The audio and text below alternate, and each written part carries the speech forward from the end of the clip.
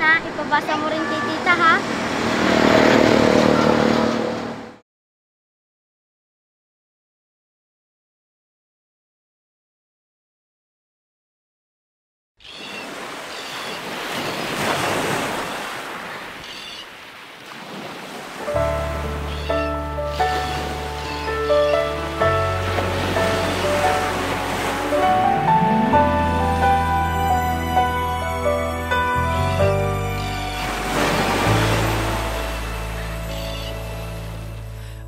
Puso ko ay nagagalaw sapagkat ito'y handa na tumibok muli para sa iyo, aking sinta. Kaya sabik nang ikaw ay aking na makilala. Umaasa, magkakapiling din kita.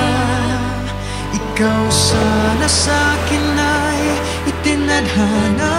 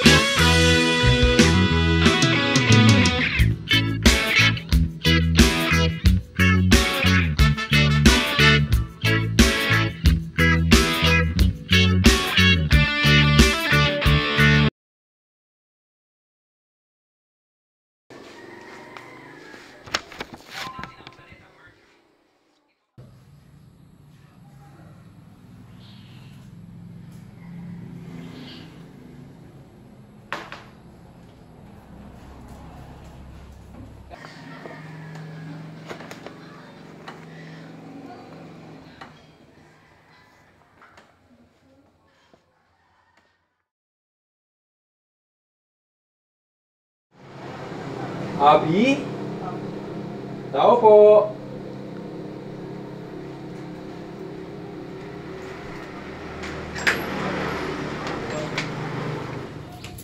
Tara. Ay, buo na yung araw ko. Yan na naman tayo eh. Oh, teka. Ba't?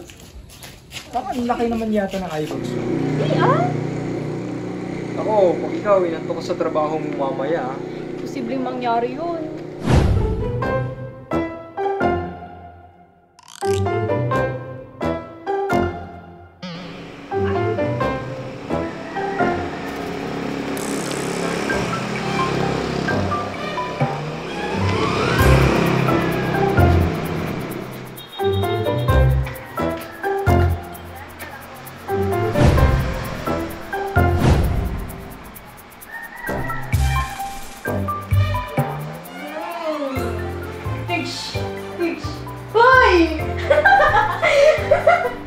Grabe ka naman sa akin, boss. Paano ba naman? Sinisira mo yung reputasyon ng kape. Ang hirap ko kasi makatulog kagabi. Tsaka napanaginipan ko na naman siya. Paano ba naman hindi mapapanaginipan? Pagkagising hanggang bago matulog, siya na naman ng isip mo. Kaya yung tuloy, pagpunta dito sa trabaho, parang saranggola. Saranggola? Lutang! Nga pala, hindi niyo pa naisipang lumagay sa tahimik? Eh, feeling ko kasi hindi pa ako ready. Parang hindi ready? Paano nga ba malalaman kung ready ka na? Talaga ba? Ako pa itong tinatanong mo, ikaw itong my boyfriend. Pero sige. Sa amin kasi may tinatawag na pagpapanata. Panalangin din yun. Pero syempre may kalakip na pangako. At isa doon ang pwede mong hilingin ang pagkakaroon ng mabait na asawa. Mula pagkabata, tinuro yun sa inyo? Hindi lang sa pagsamba, ngunit pati maging kila mama at papa ko. Bakit? Wala lang, na-curious lang ako. Tsaka matagal na din walang sila eh.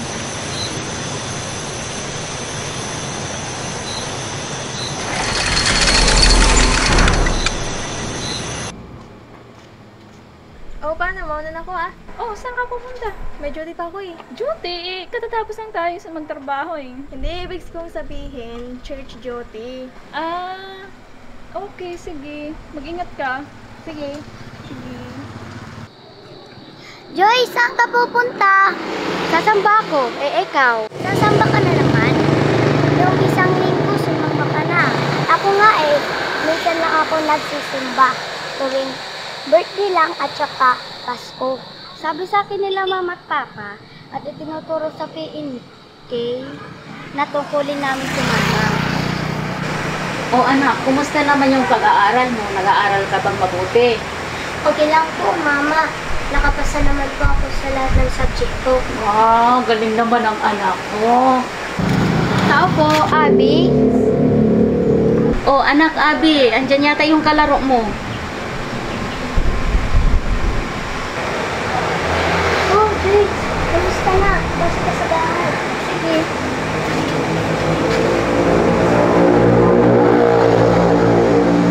Joyce, anong gusto mo paglaki?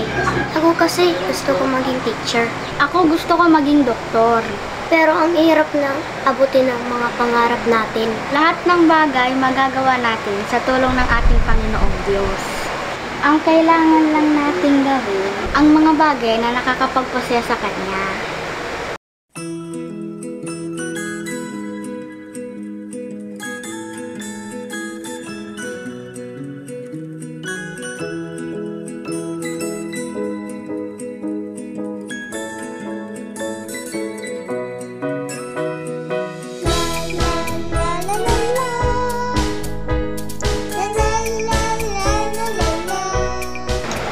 Abi, Joy, sali kayo mga anak dito. Snack muna kayo. Teka lang ha.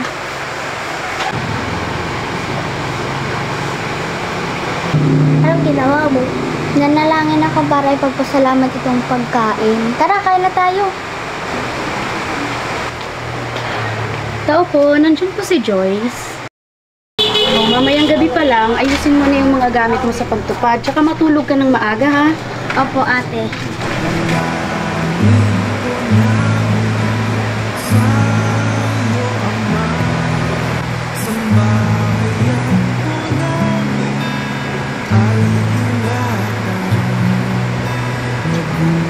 Lang po namin ilayo sa panganib. Gabayan mo po sila.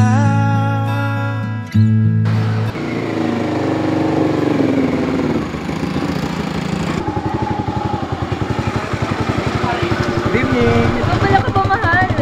Oo, may pupuntahan kasi tayo.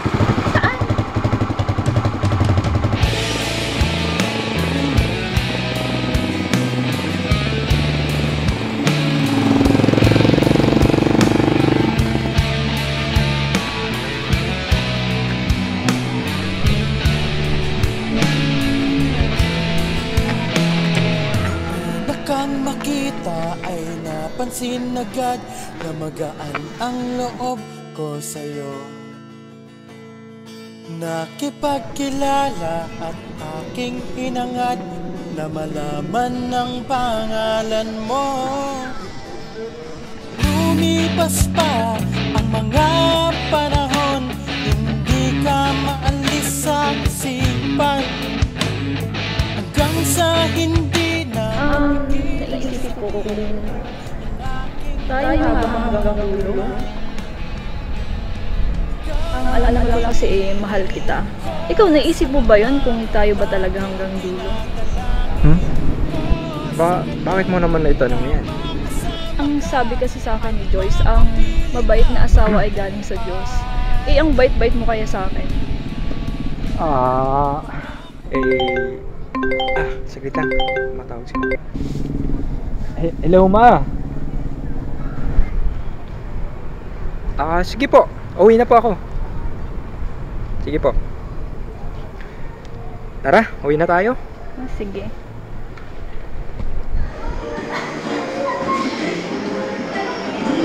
Bakit ka naman malulungkot? Hindi mo pa nga naririnig yung sagot niya. Ewan ko ba, pwede naman niya sagutin pagkatapos na makipag-usap kay Tito. Malay mo, dahil sa pagtawag ni Tita, nakalimutan niya yung tanong. Dahil naman naman yun ang umuwi, di ba?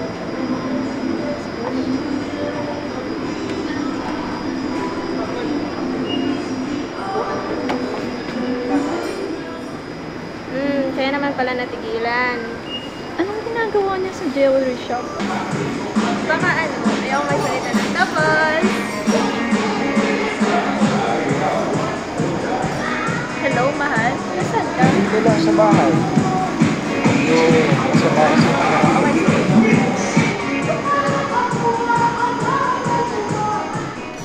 Baby ka lang! Saglit lang!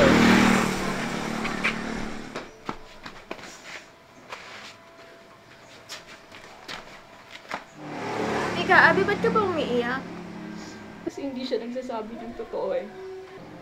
Baka gusto ko lang niyang sorpresahin. Abi, just think positive, okay?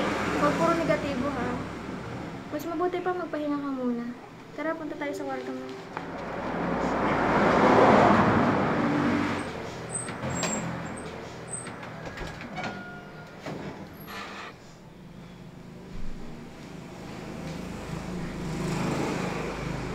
O, paano? Alis na ako, ha? Magpahinga ka lang dyan.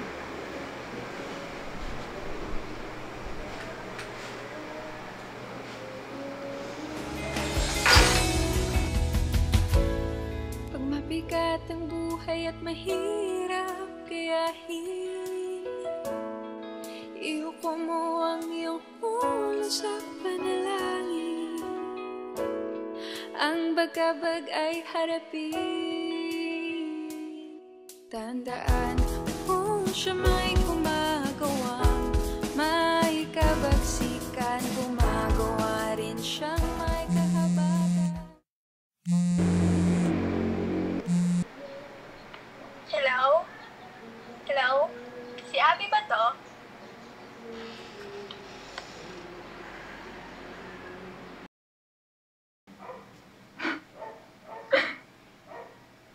Sabi mo tayo hanggang dulo. Akala ko hindi mo ako iiwan.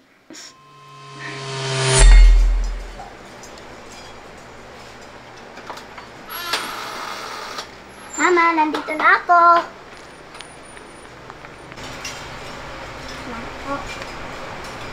Iligpit mo muna yung mga gamit mo.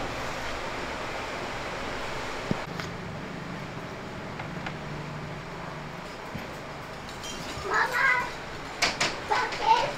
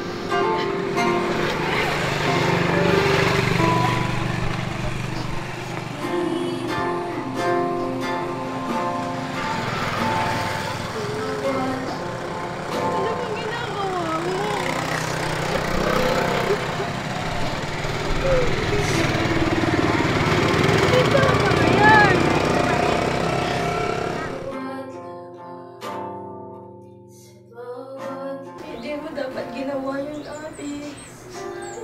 Kasi pakiramdam ko, iniwan na ako naglahal. Iniwan niya nga ako ng mga magulang ko. Tanging yung stickiness nga lang yung pinangahawakan ko. Paano na lang ngayon na wala na si Ning?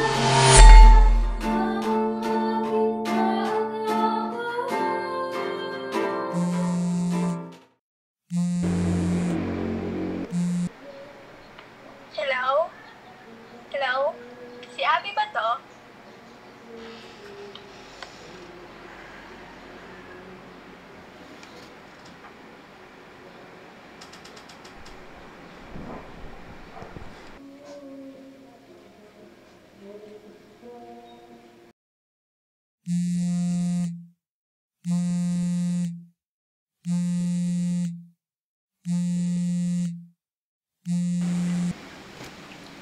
Hello, Tito? Hello, Abby. Wala na si Nick. Nasagasaan siya.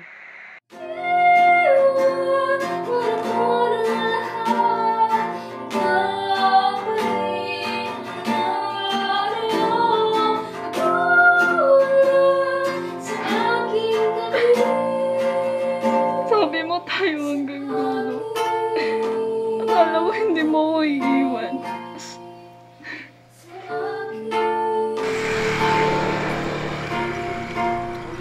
Ay, mahal. Sorry kung nagsinungaling ako sa'yo kanina. Nung tumawag ka at sinabi ko na nasa bahay ako. Pero ang totoo niyan, bumili talaga ako nito. At ng engagement ring dahil yun, gusto ko na sanang mag-propose sa'yo.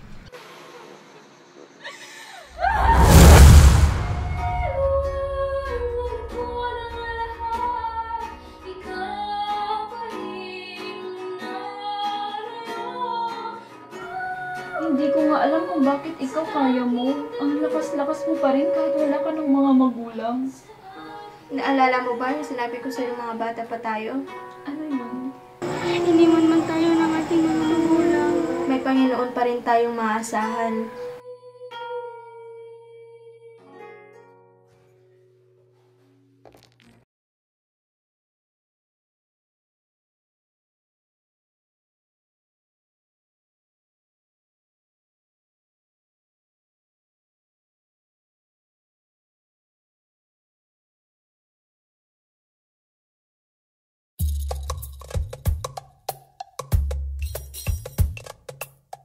Kumilos tayo at magsikap.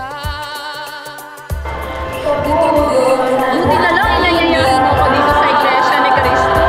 Paligid sa'yo. Sa buong mundo tayo'y magliwanag. Kapatid ko, kapatid ko, kapatid ko, kapatid ko.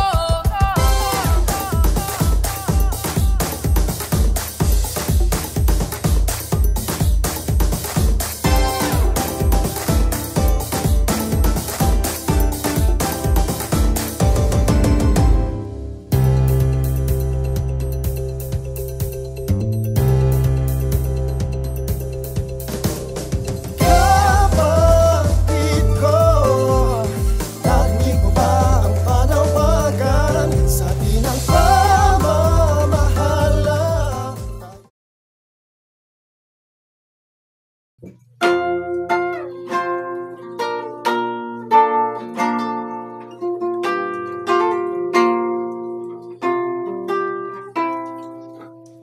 Napaghihirap mo bawat luha, bawat sakit, ipinagsama